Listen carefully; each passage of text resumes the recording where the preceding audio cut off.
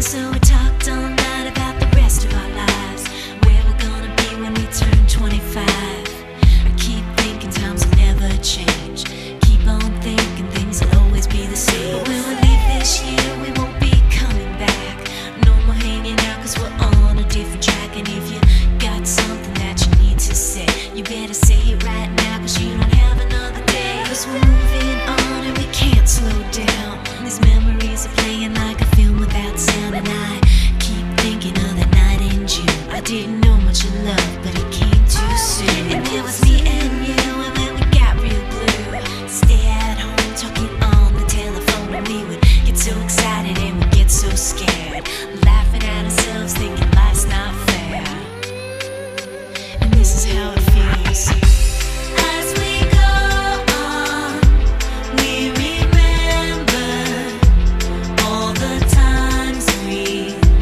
had together. And as our lives change from whatever, we will still be friends forever.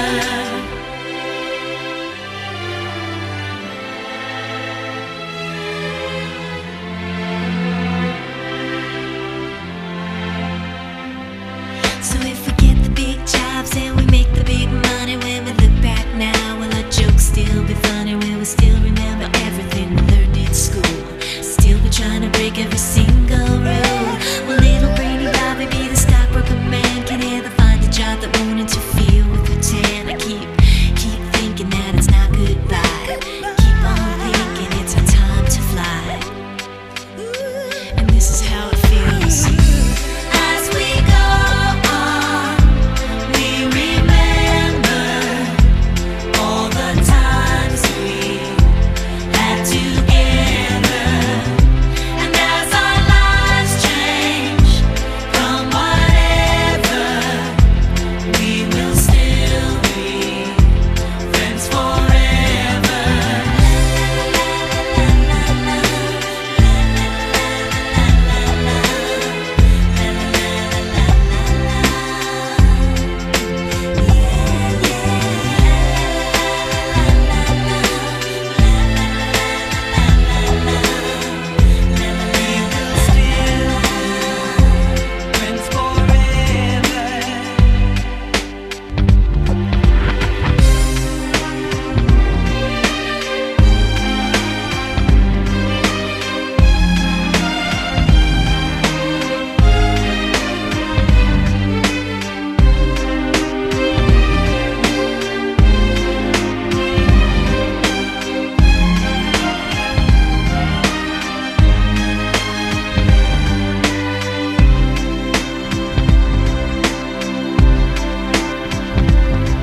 Will we think about tomorrow like we think about now? Can we survive it out there? Can we make it somehow? I guess I thought that this would never end, and suddenly it's like we're women and men. Will the past be a shadow that will follow us round? Will these memories fade when I leave this town? I keep thinking that it's not goodbye. I keep on thinking it's our time to fly. As we go on, we remember all the times. Hunrei taka changa kan ha Hei pu AFL Muana Memorial Football League Championship 2010 tin pilal mangai te chung ko le GSA Trangkopten tournament kan buat saya he tournament a hian sumle tha tam tak akal rala atopa team ni te final turin ti hian kan hanin thang chuak ta nia voinia akhar na hun kan mang do na nia chuwang chuan voinia kan hun man turte program kan talan kha tlen ti danglam nek tur om don boka kha min lo hre thiamula tilai kan muang hian chairman hi puef wanal chuanga president Games and Sport Association ania hun ser hi pulal ni thangan min man sakanga ti chuan chumi zo report he tournament board sai ani dan le match khel chaudan tlang phui report toy kan ngai thanga chumi zo chuan thu soi toy thu soi sei ni levin thu soi toi kan ngai thadona Dr. F lan nun moi nem train kan ngai thanga chumi zo chuan special item tlang valet lan chunga hne na tangin kan bai sei bokang ti chuan chumi nu a chuan puef la leng lian hne na tangin thu soi toi bok kan ngai thalenga chumi nu a VCP puala rin tluanga thei to pa kan thalai tele football GSA min tran pui tu tilaya VCP kan nei hi kan loma I chu thu soi turin kan som lenga ato bera chero kan so tum kha engamoro kholna wangin kan ti thei don talawa poi leya chero kan aya hian sunna hun toite minute khat ngoi renga dimna hun kan manga chudi chuan football final kan en zui hal don ani le kan le kanga hey kumena GSA ten nasa takin maso na kan huwa kan thalai te point ma an so na I pimha ngai te chung kwa mai ba ka khotlang nu le pa tang rual ten sumle pai tam tak GSA tan min hlana min peya tilai kho chung mai ba ka aizo la kan veng kho chuak ne na tang tin donation te kan khona cheng sing don tho tran pui na te kan muwa kan lom ma voinia football choi nun na turan na ma na sa taga min lak sak tu pilal mangai te chung ko chunga an pa shet reng na tournament he tinga buat sei thei tura tha le sum min ron tho sakhi GSA le khotlang ai oin lom thu ka soini a thu tam takan soi to longa tuna chon hun ser min man sak turin pulal ni thanga lo somang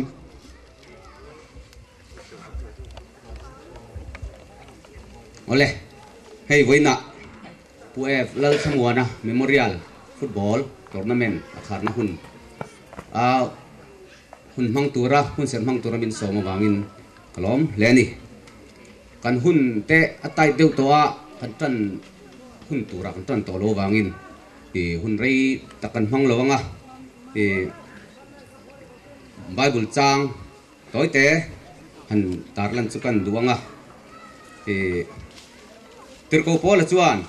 inti siak ho te chu an zai nan tlana nima sela pakhat chawin lomman a hmu thin ti in thalwem ni in hu theinan chutiang in tlan ro tin inti siak na te chuan a bei tral tra piang te chu eng ki ma in sum thin ti ani waina hian helaya player tele thalai lo om zel tu dana akan soido chu in sum na hi apoi mo mani ti kha ka soidua midam tak anin sum lo wangin an mani ti thei tu thil tam tak ei chia din an oma rui thei thil drugs te le thil rang in an nu na ti kholowa an ni tur ang ngei po ni phak lovin an omani tin turil tu zia ka chuan thalai te u in thatlai chen ula in lano pan viau lai hian hlim ro u amara chu pathian in chunga ro rel do na ni ti hrengang chu atiani pathian hian in kan hlim hi phalani amara chu adu dan ang lo le athu kala adu lo dan zonga nuam to le mo hlim tu re mo hian min tilawani ti hi kan thiat atuling ka sia thil tha lo laka kanin sumanga tin thin rim thu a po hian kanin sum tul viewin ka thia hei tu na po final kan khel do na a chak jok chu om lo thelo thil du da na akal lo hianin in sum ngai thin ani kan du dan ang le kan ngai dan ang kan ril rumil ani jong hian in sum hi angai lem lo ani tin mitam takin ka cha ka lom ka du lom kan tia thil thalem lo po kan tia a boya kan tu lut thin ani chak ang anga tur kan dilowa chak ang anga ka chak ka lom le tia thil ti zel mai hi mi mol ber na ni ti hi kan siat rula pathian in ngai tua na film thuak nin pe a em tia ngai tua a thalo chu kalsana a tha chu ti zui zel tur kan ni ti hi kan siat poi mo in ka sia tin hlotlin na nei tur hianin voi ni khate mo han ti leu lewa hlotlin na nei mai ni lawa thei to pinan be che kan kiam kun he ni tin hei tu na to na me nei hi lom thu ko han se ta wa hei พี่ห้องไอ้เละอาฟ้าเต้นอันป้าเรียกงาตานาที่เรียนบวชใส่อารมณ์ปุยกระเดียอินสุติวารินเกนสันสปอร์ตแอสโซเชชันเต้นอาบวยปุยตรงเตะอันหุ่นบวยปุยคืออันกันเขาปุยกันเฟ้งปุยทลายเต็งแขนนั่นละมาอินเทียมนั่นละมาเตะอินจังการผ่าเละที่เทียตาทูตำบันใส่ลงอ่ะใส่ตัวตำเลี้ยมาเสร็จละตัวเบรากันใส่ดูจูเองหุ่นน้ำมอตานะฮิลเด็กวักจดสั้นเละเด็กอังที่อินเทียมนั่นละมาเพจวันที่เรามาregular ตะกะคุณเรย์ตักชูมาติชูมางัรจักนั่นแหละเทียมนั่นที่ก่อฮีเฮนั่นที่ก่อฮีคุมหิมชูเจ้าเฮเจ้านี่ที่กันเสียต่างกระโดดนี่โอเล่ปะเทียนเนี่ยนะอยู่ตรงกลางโอลาปากันปะเทียนจุงนุ่งแบบฟันโรปุยมียอมปุยนั่นแหละไก่ขวายนั่นเองอัครินกันดงเจล่ะมีสวลมีมาอิละกันสวลนั่นเองมีทุ่งระบินอีจางไงนั่นเองอีกคนนั่นเองมีห้องนั่นเองกันจุงอ่ะกับลาคุยลันตีระคุณชาเลคุณหลงจะมีเตะกันนุ่นนั่นเองกันเซนั่นเองกระทงกับนั่นเองนั่งมีไก่ขวายนั่นเองหิมะตูนหุ่นมีขวายเท่าเฮ้ยผู้เอกนั่นทำวันนะMemorial Football Tournament ที่บวชใส่คุมตีรัชมาขึ้นจนสุดท้ายรวมตะกินอากาศโชว์เจล่ะไว้นะเฮ้ฮอร์บอกนะคุณรวมตักไม้มินมันตีเลยฟังมินลมถูกกันสุดเจนี่เรื่องตัวนั้นส่วนรีพอร์ตตัวกันง่ายทะเลาะกันอ่ะอีทัวร์นาเมนต์กันเช่าปุยนี่ด่านเล่กันยิงเขลด่านเต้รีพอร์ตกันสิเรตรีเต้อันตรมง่ายเดียวเล็กกันสวยสุดๆไม่ง่ะผู้เอฟเลอร์ขมวนะ Memorial Football League Championship 2010ฮีมาร์สนี่ส่งปริยัดกุมินมาร์สนี่ส่งปริยัดนี่ไหลโถจนนี่จนอันนี้อวายน์แมตช์สมลีเขลอันนี้ตัวทีมงากันทลายเตเชนเดอร์อันนี้จุงกันทีมมิงจุดที่ไรเห็นกันตาร์คอมรุ่ยไม่เสียแต่ฮาร์เดลเฮกะพาวด์มอริเออร์สที่เตะKorpui Tigers, Domkel Devils, Bong Lui Tsunami,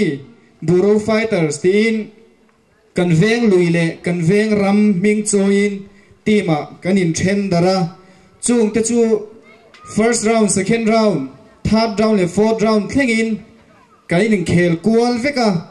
Voice Somli, Kel Anitoa, Tichuan, Voini final, le have Voice Somli Pakat, in Kel, Turanichu. จุดตาชวนกันปอยมุสังเตกันเชียร์งะวัยสมลีเคลาเฮียนทีมขัดเจเลียนวัยสมปรุกเท่าอันเคลาจุดตาชวนวัยน่าฟิแนลเคลตูร์คุยปูคุรปุยไทเกอร์สเล่ดุมเคลดีวิลส์เตฮีอันนี้อาชิงหาฮีดุมเคลดีวิลส์อันนี้เจอร์ซีพอลหาเตคุรปุยไทเกอร์สอันนี้คุรปุยไทเกอร์สเจอร์ซีพอลหาเตเฮียนปอยน์อันมุสังเบระปอยน์สมนีปรุกอันมัวส่วนออกติส่วนคอร์ปุยไทเกอร์ดุมเคลดีวิลเซนพอยน์มุสาเบรินพอยน์สมนีปกัวอันมัวคอร์ปุยไทเกอร์เซนพอยน์สมนีปรุกมวยอาสังปนิเทียนฟิแนลวินียนเคลโดนนี่ที่ส่วนบูโรไฟเตอร์สฮีพอยน์สมปริยัดอันนี้พาวดุมวอริเออร์เซนพอยน์สมนีปขัดบุงลุยสุนามีพอยน์สมนีปนีอันนี้ที่ส่วนโกลทีมน่ะกอลเป็ดคุ้งเนมเบรีดุมเคลดีวิลสันเนี่ยกอลสมรุปปัสรีอันเป็ดกอลอันละไม่เห็นกอลสมงาอันลุดทุ่งอันนี้ทีนคุรปุยไทเกอร์เซียนกอลสมงาปลีอันเป็ดกอลวัยสมทุ่งปัสรีอันละมาอันลุดทุ่งอันนี้ข้าอัตลางปุยนี่เสละที่ชวนเอโลกาที่วัยสมนีปนีเป็กอันนี้เรดการ์ดมีปนีแน่น่ะเป็กอันนี้บอกอันนี้ที่ชวนอวัยกอลุจงฮีกอลสันฮีสมงาปริยัดอันนี้ทีนโลมันกันโปรแกรมอาคารโลมันซิมตูร์ข้าอินเคลโซข้านะอมนัวละเบสบอลบอยกันเทียกลายตินอินเคลรัวซูร์นัวยปะกันโนปังเตอันเฟลเมเมียบอลลุมอันชาร์ซันจัดเมียจุงบอลลุมชาร์ตัมมีปลีกันข้างชัวกะจุมีแต่จนวันนี้ตุงเอชาร์ตัมเบอร์ตุงเอตีมาเบอร์ที่ข้ากันเอ็นเลโดนะโลมันกันเปโดนะนี่ทีน chu ba ka manager le coach kan ruat ve ka team tina chuta coach thaber manager thaber kan khang towa chu ro chu nikin a topa kan puanga ani po hin loman an dong bok don ani tin voina in khel tur atang hian best player le best goalie le top scorer kan khang dona I top scorer kan khang tur te hi hetiang hi tuna an pet goal dan din mun kan puanga nga lo chin che ve du tan zosiam liana dum kheldi vil semi hian goal som ni paruk akhunga ni hi masroi tu nia lal za oma khurpui tiger semi goal som ni pani ten lal rem sanga dum kheldi vil sen goal som ni akhung to boka hemite pathuma tang hian top scorer kan thang dona medal le trophy an dong dona ni le cheng zanga poisa fine an dong bokang ten best goalie voini in khela tang hian kan thang don boka ani hian cheng zanga le trophy le medal an dong bokang tin best player voini in khela tang bok hian kan thang le dona tilai pavilion atang hian kan lo thang dona kha kha lo hriaila chu chuan cheng zanga le trophy le medal an dong bok dona ni kha ka voini lorman kan semtur a special deu lekania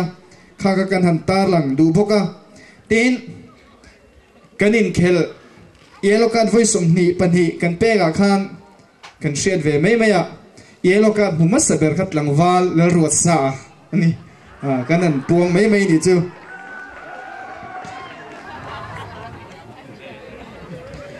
hetiang hi yellow card kan hu dan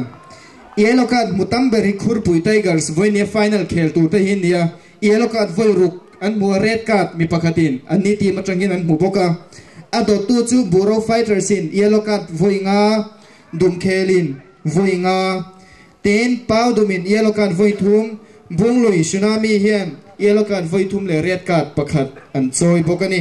kha kha report kan pek thi tlang pui ni sela ten he tournament awang hian kan hun ser mang tuina soyang khan kan veng sportin na satakin ma sona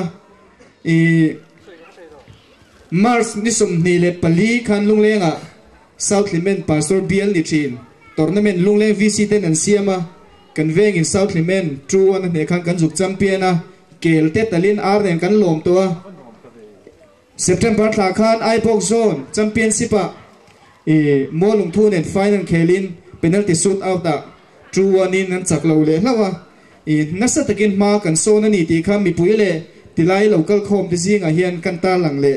sham du ni le tu na chuan thu soi kan ngai khanga Dr. F London moya ilo somang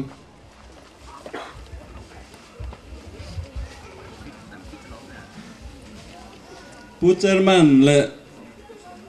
kan helai local khotlang how to VCP te le game and sport association how to te le voina he hun ron man pui tu zong zong te ma sain in chung alom thu kan sei do ni le hey wen kan final hun hi damin kan thlang ngam ti kan thelo ma ro che wen na dam takin hun pho nom tak mai boro nom tak mai kan theng te hi lom lein ka sia pathin hana po lom tu sei tur tam tak kan ba ni le hey kapa boro na kha ka hey re lo vi mo kan te lain kumruk au ni le dal to ama she dang na hun tiang han man hi ama lo ru ru le alo du alo thanem ngai na chun jom na ni ngai na te kan ni wangin tul te na te kan lo nei ba thina kum tin he tiang hi nei thelo me la we na le hi kumin chawa tianga hun lung ta kan nei thei hi lom len ka sia tin kenin chung in tiang hian ha han enga ma chen du na te nei mai langin thalai lam pang ten min tui pui lo chuanin om je om thei lawa kan tui na rangot chu chuwang chuanin vaina games and sport association te le thalai ho te na happy ang tournament ti lo tling thei tura min tui pui na awangin chung alom thu kan sei ni ole jinan se tang khan he tournament hian thalai te ma son na tam tak a thlen hian a thlen han mu hian min te lima kan lo lo me ma hei ka ngai to kan hun liam ta tun ma du han te tai la ve khang lang a tuna puram moi te ho puthana te ho te pon nyang an hun lai chuan hockey hin khel tam zo ka helai kan tlang dunga chuanin ke ni ho kha kan khua hi a team thale an hu football tak an ni thina kan hret ve phak chana po mol meriat te hwal ngowa te in khel ina loman lak bel prison hianin kan kal ve fo ni amara chu hun lo liama kan in film lama kan lo niam tiala kum tam tak chu kan tlang dunga po lang lo le tournament a kan tel ve ni pon tel ve trok theng sang ai lo in hun rei tak kan lo mai amara chu hai thalai tan tan in an la a tun mai a helai khot khan om le he tlang dunga po za poi om lo takin ati thapol champion te finalist te yen ne chau thai hi lom ka tin a ro pui ka tia tin thirna veng dang thirna tang pon ka ngai to thina chumi khami te khwa chu zu rui the thil lama an nasakhop mai tia la rai chuanin football an thiama in film lama man son khop pin an chang ka khop mai tianga han la te chu adu amen a moi zo emani chu wang hemi footballer e kan khotlang ma son na hianin ko then ma te po kan hing that pha me min thir dan te po a thazo na kala lom om le ga sia chuanin hun local zel tura te po he kan top na ni lo selangin a player ho te pon helai bial kan khole helai bial mai ni lo mizoram level anga te po player tha ni chho tu ma thane thei to bin cho hi kan duwa chu kan ngai to na po ni hun local zel tura pathen ramate chuanen eng mot kan na te chho ho la tura te po ngai langin he to in chua thane ma tra zui lo lampang kalsana helai in film lampang he war zo zel turin kan in cha duwa kapa po khan ngai poi mai nia roi lo ni mai be boi pui lo wa hemi chui pum pel na in film lampang war kha alo ti pui be la chen ni ten hei voi na kapa hei kumruk abor na liam to nuwa helaya kapa unaute min la ran tel kim pui thei hi lom nei ka ria chak vak lo te an ni ve to na chungin pathen nan nu na te zuwa vani thlenga kan zinga min na tel pui thei hi lom lein ka ria pathen na po lom thu kan sei bokani ala hei ni te sa thu tam tak kan sei lo nga wana final khel tur te in zain do sakna kan han cheu ni kalome Dr. Flynn Moya lom thu kan sei tuna chuan special item hun min man sak turin tlangwal la tlan chunga ilo somang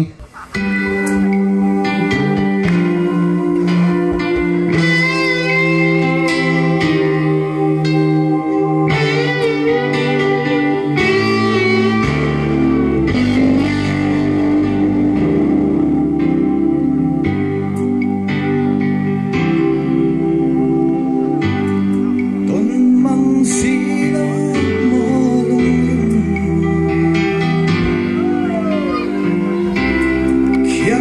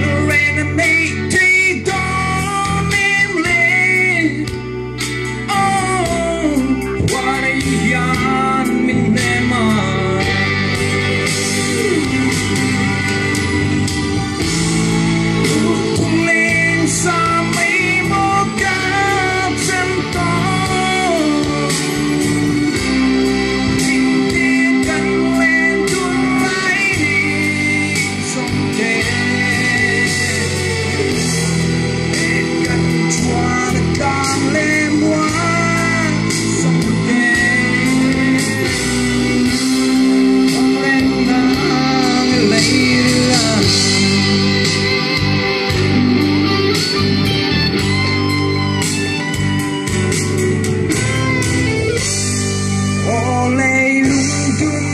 tu nen chuan Now mal tuang cho in vale da la Kỳ bỏ dài thơ đi đông phê tu rin Chuan về dài cái rel da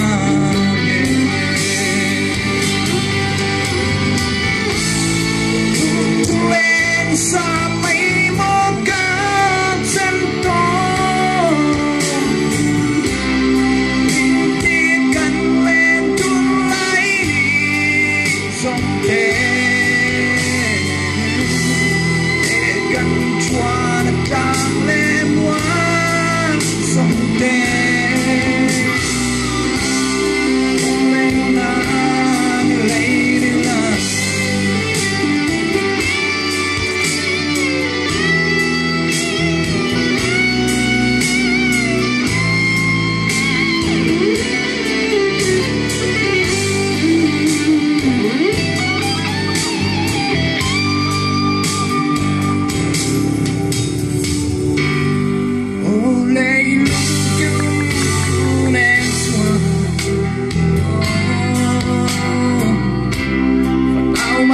Quang trôi về Đà Lạt Kỳ bỏ trái thơ đi đông phi tu ri Chuan về dài rel da ghê Lên xa mấy mô ca chân to Tình tiết cắn lên tuôn lấy đi dòng thế Để cắn chua nó càng lên ngoan dòng thế Lên nàng lấy là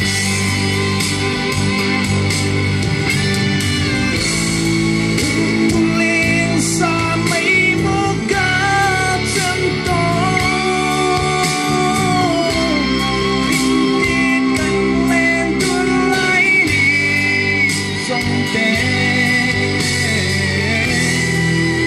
Cắn chua nó càng lên ngoan dòng thế Lên nàng lấy là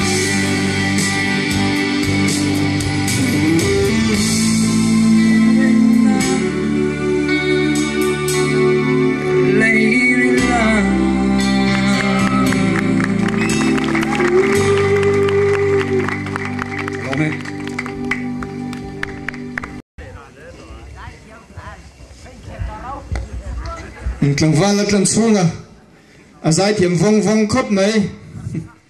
kan lo me tlang van tlang sunga ne to na chuan kan kal jung sunga thu soi toy puef la leng leng he na tringin longai thale lo kan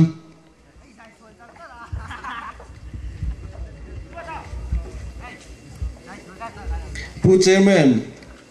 khotlang try to VC kan nu le pa tele Winia players le thalai helai local khom te amma sain chi bai ka buk chewa thu soi reina hun ni lo wangin he ka pa sia tanga turatana football league championship kharna hian thu soi tournament te ve wang khan toy theng ber thu soi turing kanin buat sai ve a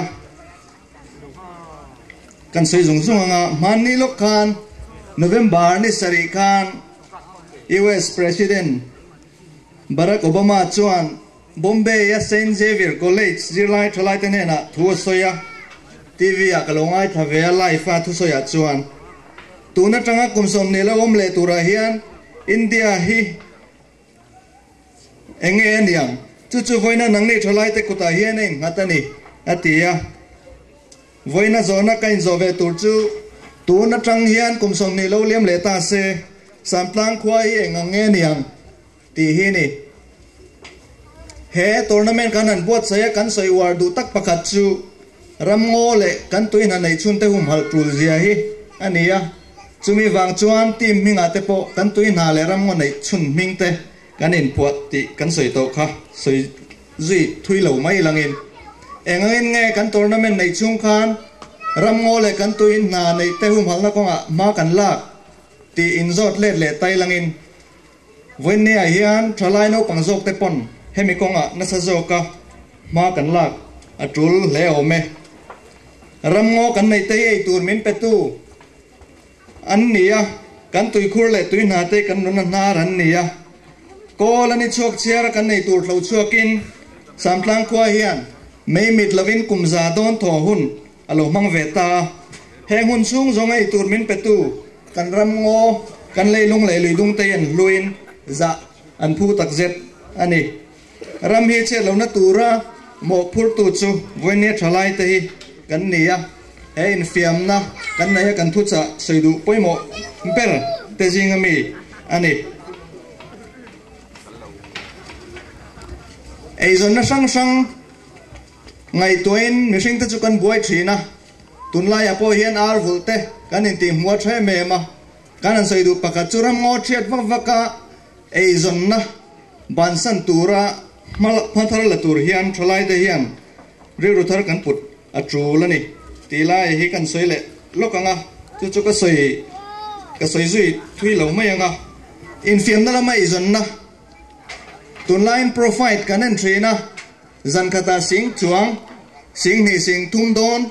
rut te pon no mai zon na thatak ani to ni kan venga tang point tlangwala len kola achuak vea a huai senin ami mal tak point a ming kan lam dua ato thleng lo wa se thil en tir tu poimo tak ani na khan thalai ten kan en ton turomin ka sia district level le national level mai ba ka international level la tan po samtlang thalai ta hian theina kan nei ni ti kan re ruwa om phot chuan mel lung thar hi kan la phun chho je lang ti hi karing tlat bok ani helai a hian kan thriat tura ro chu zuk le mo mai sum lo chung chuan thlen san vak the ni lo ti ro chu kan thriat trula thalai no pangjok te tan hei chona lian tak ani tuna no pang in fiam dala malam huneng zo nei te chuan voine yan samtlang kho ti ming thatura kan bei atul tak zeta ami mal mi kan soile du chu nula Catherine lal than siami usu game sa tuna hian mizoram ayoin akal thina azin deu renga hei atan chuan a games khel mai ba ka chung ko ta na eizon na thatakani mani pokhan ka zota kar le lo ka hei kan kal le do ne atia kalna tur kha chhattisgarh tinge ka chiang ta chi alowa uttarakhand jok mo mi pa te tan chaw lo po tun la ya in fiam na hian kan nula te tan po kong awma chu tianga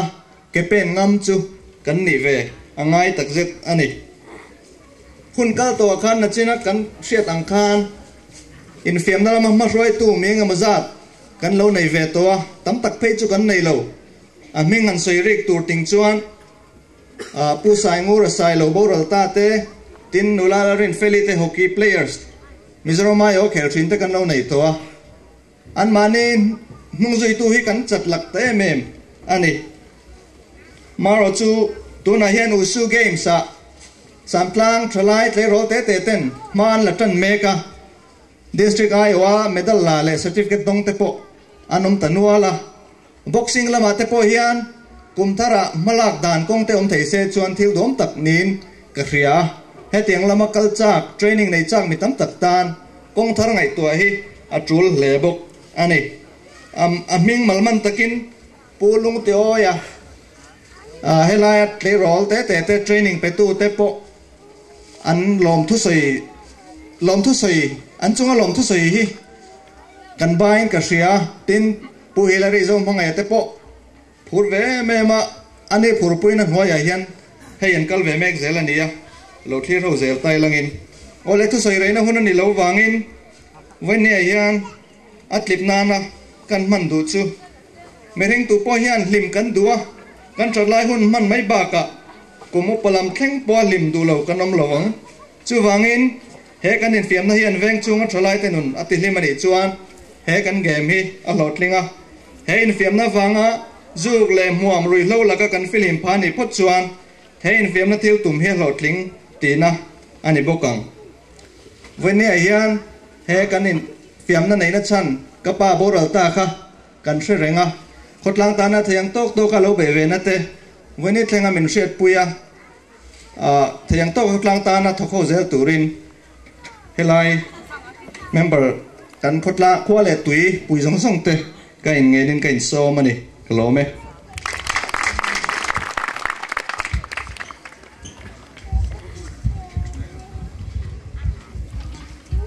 na puef la leng le na chunga lon thu kan soye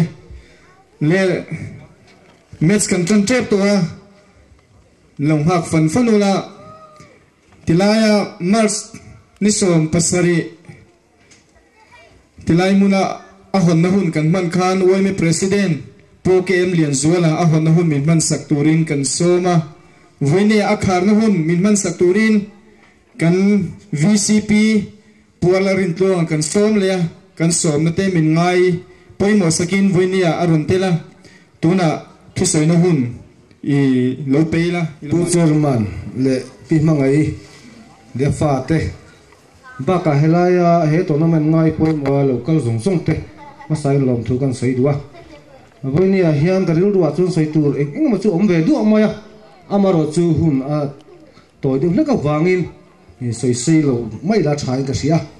hei he Muana Memorial Football League sami som ina thil tha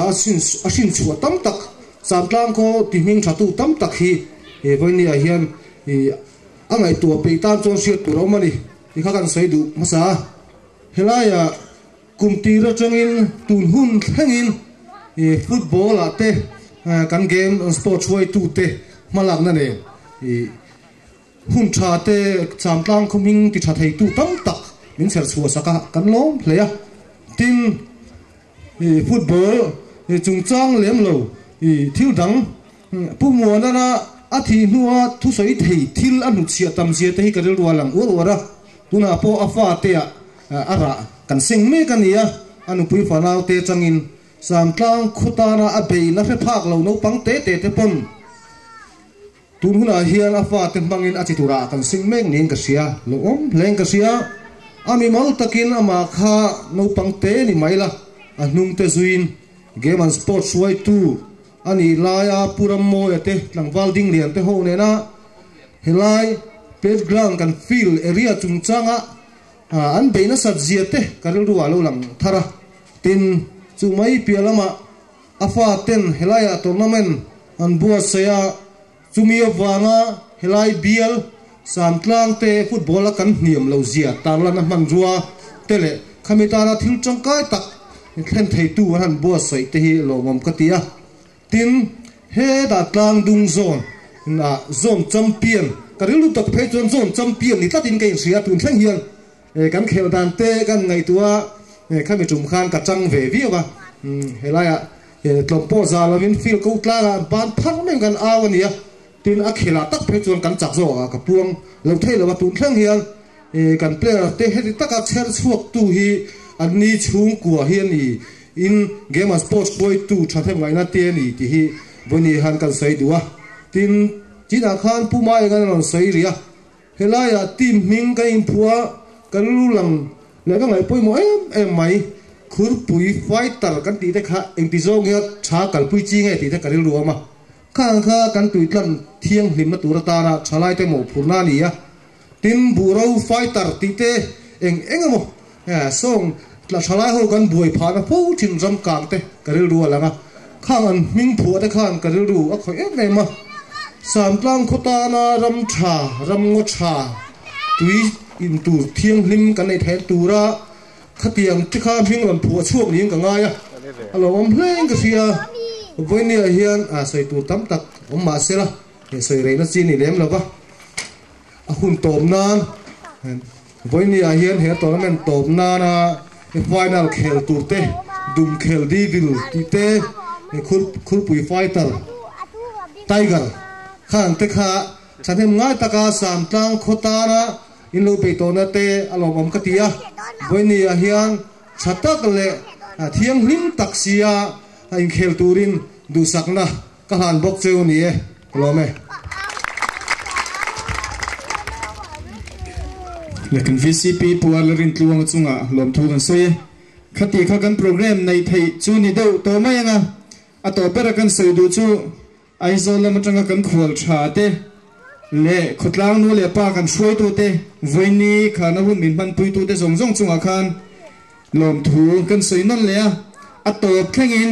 atop lom man sim thlenga minon puya tu main hosan lo tur khan kanin nge na tin abik takin thalai te pe chu bungro sang hai tur tam ta goma tu main hosan novin atop thleng rokin om turing kanin hriat tir ani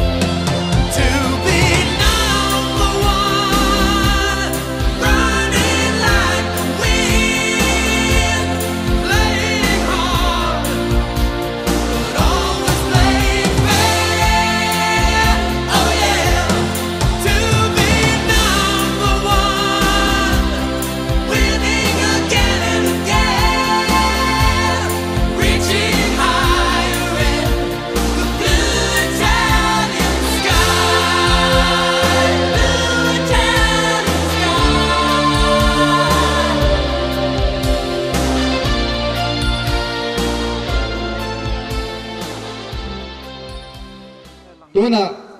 he tournament kan man chan ber pu e flat Muana street reng na sun na hun minute khat ngoi renga din na hun ilo mangang le a thei piang dingila ngoi rengin minute khat chung ilo dingang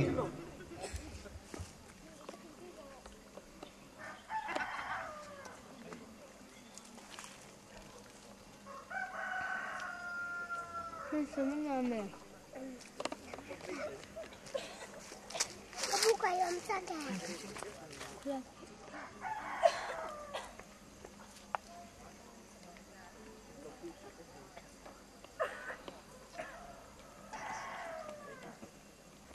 Lỗ chuồng đấy. Cái khán game ở trong thế à?